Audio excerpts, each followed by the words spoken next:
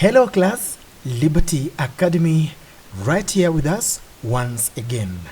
Our today's lesson is an introduction to poetry, and I am your teacher Robert Mutai. Remember to send me an email at brothermutai@gmail.com. You can also write to me via WhatsApp 0726 473764. Straight to our lesson for today, poetry. A poem is a composition in verse.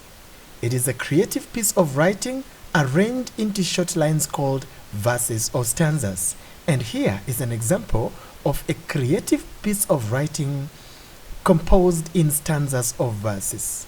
You can notice that this piece of writing is grouped into short lines, whereby in the first group that we call a stanza contains 4 lines, 1, 2, 3, 4, and the second group of lines called a stanza contains 1, 2, 3, 4, and 5.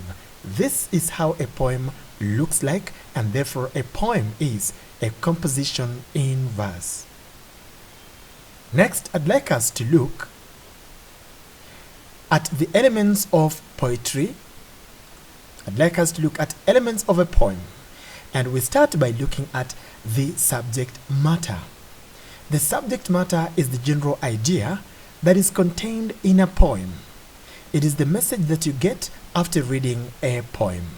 Let's read a poem, and then we identify the subject matter. And oh, if I err, I should forget, I swear, but that's impossible and cannot be. Sooner shall this blue ocean melt to air, sooner shall earth resolve itself to sea, than I resign thine image, O my fair, or think of anything excepting thee. A mind diseased, no remedy can physic. Here the ship gave a lurch, and he grew seasick. The subject matter in the poem we have just read is love. The persona says it is easier for the ocean and the earth to fade away than to forget his love. This is illustrated in the entire poem. Listen again to the following lines. The first line, and oh, if I ever should forget, I swear. This is person that is swearing that he will never forget. And it says that soon shall this blue ocean melt to air, that the ocean can easily fade away. Sooner shall earth resolve itself to sea, than that the earth can easily plunge into the ocean. But it says, I can never, ever give up the image of you, my fair. And he cannot think of anything except the lover, excepting thee. And he says that his inability to forget his lover is a mind diseased that no medicine can cure. So, the subject matter in this poem is love. Next, we look at an element called diction, and diction is the choice of words and how they are used in a poem. Poets use words deliberately to communicate the intended message.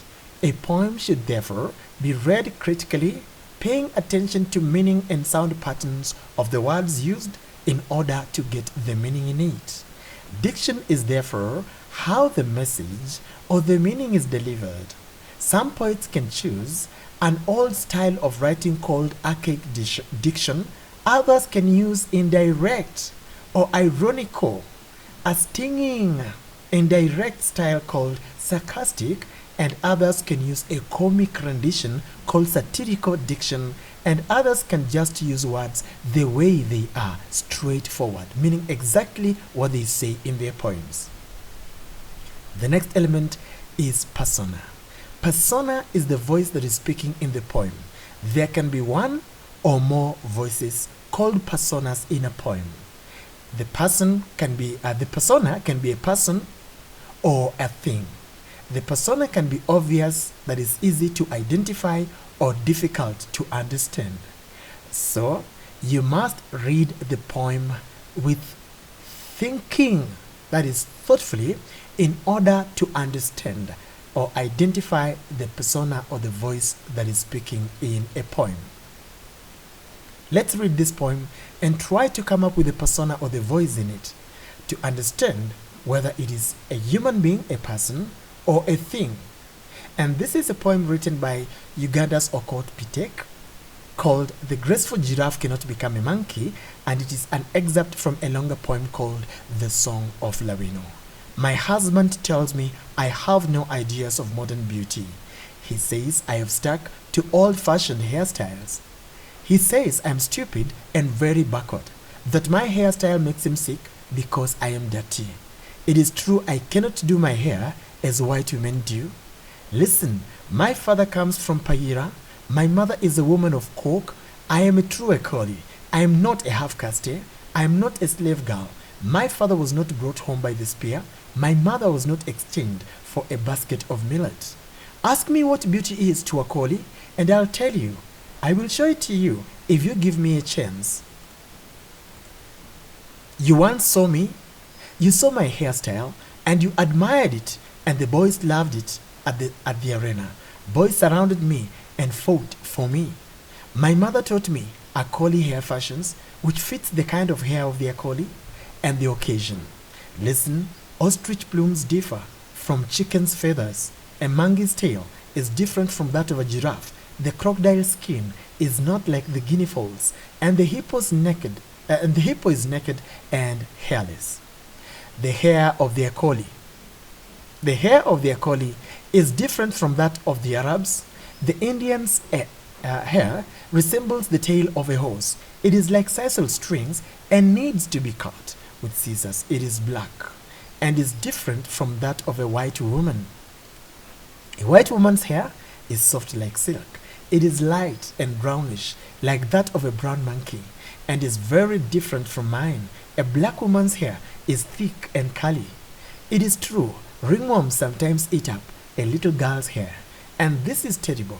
But when hot porridge is put on the head and the dance is held under the sausage fruit tree and the youth have sung, you ringworm who is eating Duka's hair, here is your porridge. Then the girl's hair begins to grow again and the girl is pleased.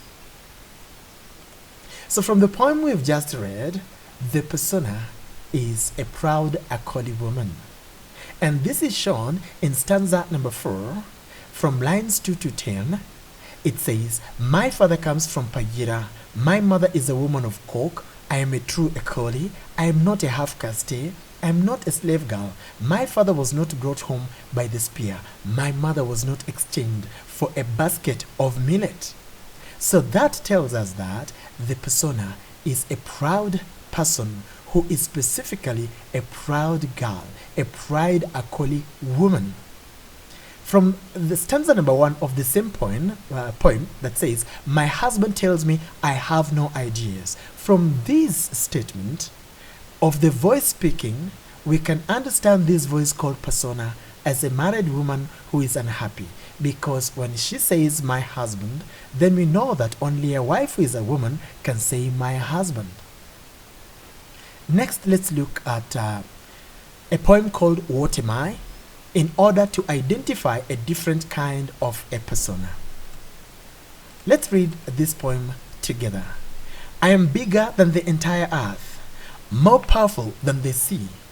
Though 1,000,000 billion have tried, not one could ever stop me. I control each person with my hand and hold up fleets of ships. I can make them bend to my will. With one word from my lips, I am the greatest power in the world. In this entire nation, no one should ever try to stop a child's imagination. The persona in this poem is a thing. It is the imagination or the mind or the thought of a child.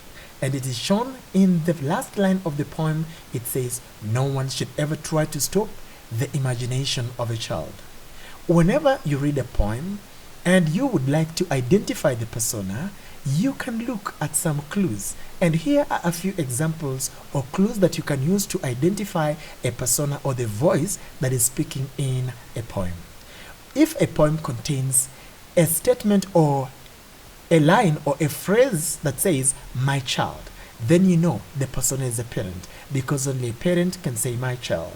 If the poem says my husband, then you know only a woman who is actually a wife can say my husband.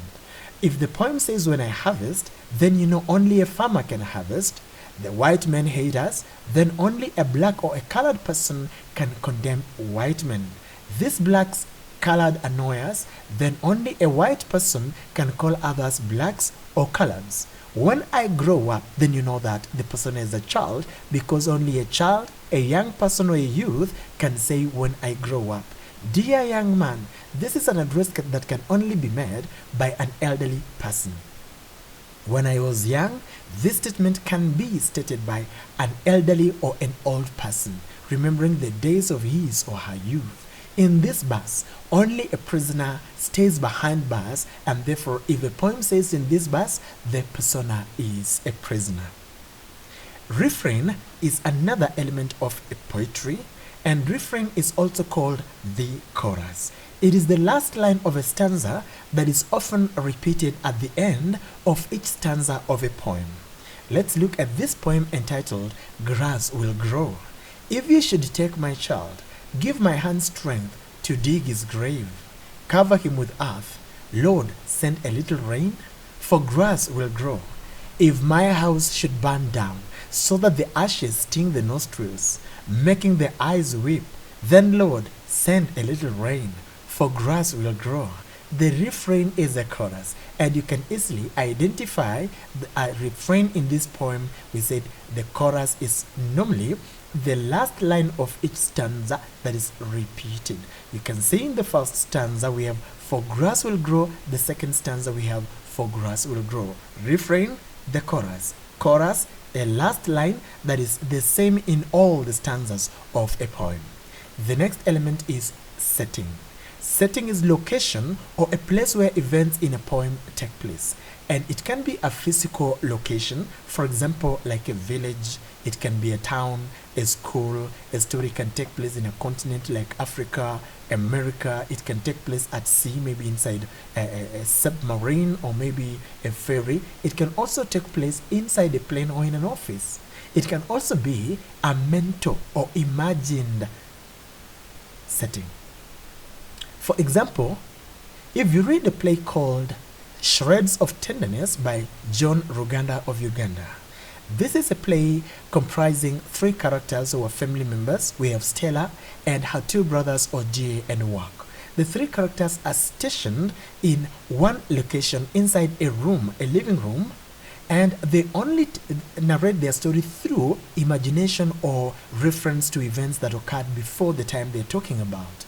So, a story in which characters are located in one physical location, but they take us to various places through foreshadowing, or maybe sometimes they can take us to places through flashbacks. That is a mental setting, because events are taking place in the imagination of the characters and not necessarily in a physical location. But for a novel, for example, like Blossoms of the Savannah, we have physical location. We have Nakuru town, and then we have a village called Nasila in a Ma community somewhere around Masai land. So you should identify the setting as a place where events in a story are taking place. And there are hints or clues that you can use to identify setting in a story. When you read a story, consider the socio-economic activities of characters or the situation at the time of events that are narrated in a story. For example, a story that talks about characters engaging in hunting and gathering, barter trade and cattle raiding, you can easily identify the setting to be sometimes back before civilization. Also consider the political atmosphere of the characters or the situation of a political situation of the events described in the story. For example, the events can take place before colonial era. In the case of Africa and other third world countries that were colonized, they can take place after colonization or during colonial era. And also some events can take place in ancient times. For example, we have ancient or old ancient or Egyptian civilization. Also consider the administrative structure of the characters and how the governing authority is organized. For example, maybe in a story the characters are ruled by a prime minister, a king, a queen, and also the characters elect their leaders through elections. All these hint to understanding the setting of a story. Also consider the geographical location. For example, trading, farming, and mining. You understand that trade takes place in a town, farming takes place in a rural setting, mining takes place in an industrial area or maybe in a quarry. And also consider the culture and traditions of the people or characters in the story. For example, if they engage in female genital mutilation, there is the element of HIV and AIDS, there is the element of same-sex marriage. It can help you to pinpoint the exact time, period, and location of events in the story. Also, historical setup. For example, in the story, the events allude to a great famine, assassination of a popular ruler, or global or natural phenomena, for example, like tsunami, global warming, and also coronavirus. You can easily understand the setting of a story. The next element is what we call the plot. A plot is not a piece of land that people build structures in an urban center. A plot, according to literature and preferably poetry, is the flow of events in a story, the sequencing of events in a story, how the story flows from the beginning to the end. It reveals the setting of the story. For example, events can begin from an urban setting and proceed to rural setting, and then again from rural maybe to urban setting, or they can begin from urban to rural and rural to urban again. For example, I will mention two examples. In a short story contained in an anthology of East African short story by Valerie Kibra, there is a story by Uganda's Enrico Seruma called The Town. In this story, events begin at a village when an old man decides to visit the town, and events occur and they end up in the town. That is the flow of a story. Also, in Blossoms of the Savannah, the stories or the events in the story begin in an urban setting called Nakuru Town, a town in central, somewhere in, almost central Kenya, a town in East Africa.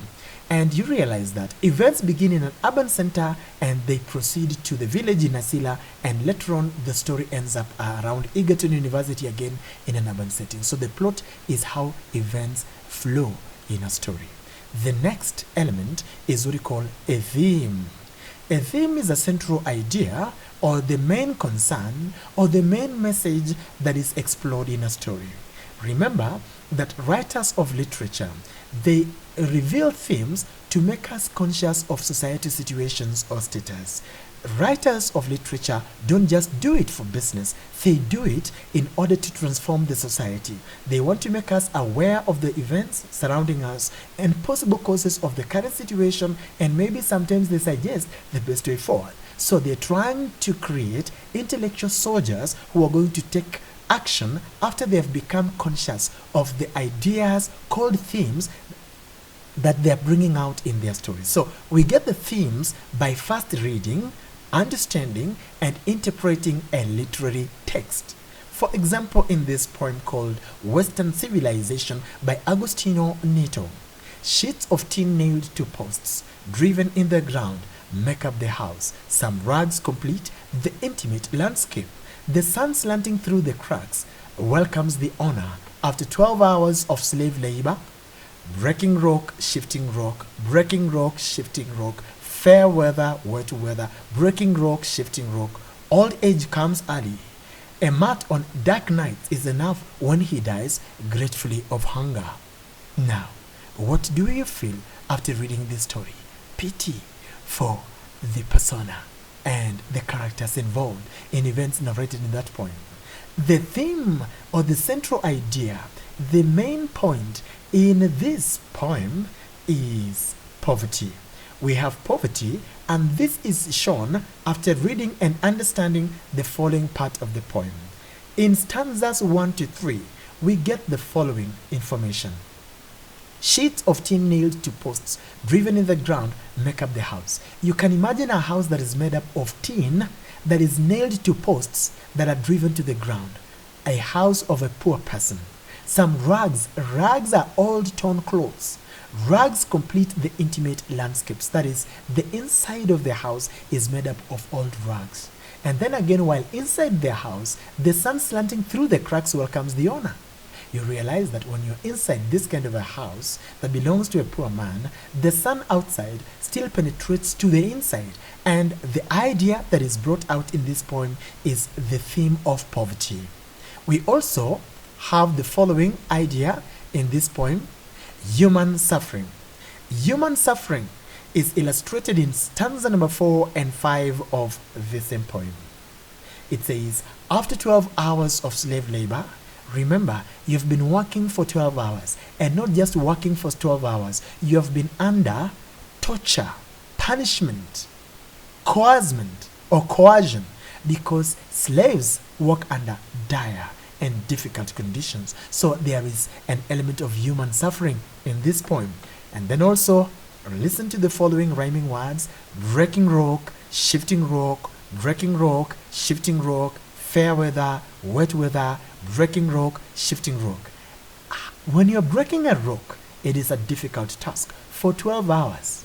When you are shifting rock, it's a difficult task for 12 hours of slave labor. Again, you are breaking rock for 12 hours, you're shifting rock for 12 hours during good weather and during wet weather. This is an element of human suffering. That is how you identify themes in a story. So you must first read, understand, appreciate the story in order to come up with themes. The next element that I'd like us to consider again is what we call character. A character is a participant in the story. It is a person, a thing, or an idea, whatever thing that is chosen by a writer or author, and uses that character, that thing or a person as a participant in the story, and gives that character names in order to tell us the story. As we follow the unfoldings or the circumstances surrounding the participants in the story, then we are able to understand the story. So a character is a participant, a person or a thing that is used by an author of literature to tell a story. And then next we have what we call character traits. Before we look at character traits, let me mention a few examples of characters. In Adult's House, for those who are doing Adult's House as an examinable textbook, set text, we have characters like Nora, we have characters like Mrs. Linde, we have characters like Tovard Helmer, we have Krogstad, we have Hannah, we have Helen, we have Dr. Rank, among others. In Blossoms of the Savannah, we have Resian, we have Tayo. Those are names of people in the story. So those are characters because they are participants in the story, and their activities help us to understand the message in the story. And then the character traits. A trait is a quality. So character traits are qualities of characters or participants in a poem or a literary text. And we get to understand the qualities or traits of characters by what the characters say or what the characters do. And also what other characters in the story say about the character, and what the author comments or thinks or says about the character, and also what the other characters do to the character. So you are able to understand a character trait by understanding the behavior, the thinking, the relationships of characters in a story. And then we have what we call the use of language or linguistic devices, in this case because it is poetry, poetic devices. This is a particular way in which language is used to bring out the intended meaning in a story. We will be able to look at linguistic devices or poetic devices in our subsequent lessons. Stay tuned to Liberty Academy. Send your comments through our email address, that is brothermutai@gmail.com, and also you can reach us through eruditescholar2@gmail.com. You can also send us a text via WhatsApp on 0726 47 37 64. You can search for Liberty Academy on YouTube and you will always be with us. So next, let's summarize our lesson because time is up. A poem. We have seen poetry, an introduction into poetry, and we said a poem is a composition in verse. It is a creative piece of writing composed of short lines called stanzas of verses. Subject matter, we have said, Subject matter is the general idea or the main message contained in a poem. Diction is a particular way of choosing and using words in a poem. We have said that we have archaic or old diction, or whereby a poet can use obsolete words. Sometimes also we have sarcastic, and also we have satirical, we have straightforward diction. Persona is a participant in a poem. That is the voice that is speaking in the poem. And we've said that a persona can be a person, a human being, or a thing, and we've seen illustrations. The setting is the location where events are taking place in a story. And we have said that a setting can be a physical location like a town, a city, a farm, a quarry, even an office, or a setting can exist in the mind of the characters, whereby we get to hear stories of the past or the previous times or the future through narration by the characters, not participating in them, but telling us through flashbacks and foreshadowing. Plot is the flow of a story, the beginning, the continuation, and the end of a story. How events lead to another event in a story from the beginning to the end. A theme is a central message or the main concern that is explored by a writer of literature, or what causes them to write. A theme is the main message that we get after reading a work of literature. A character is a participant that is used in a work of literature, a poem, a play, a novel, a novella, a short story, to narrate a story. And the character traits actually are qualities of characters, or the quality of a character in a story. Poetic devices are devices or stylistics. We call them how language is used, the way a language is used in a poem. And later on we shall be able to look at them. They include irony, simile, imagery, satire, among others. Thank you for joining me. I've been your teacher, Robert Mutai, in our lesson for today, which was Introduction to Poetry. Write to us via brothermutai@gmail.com or eruditescholar2@gmail.com. You can also WhatsApp us on 0726 473764.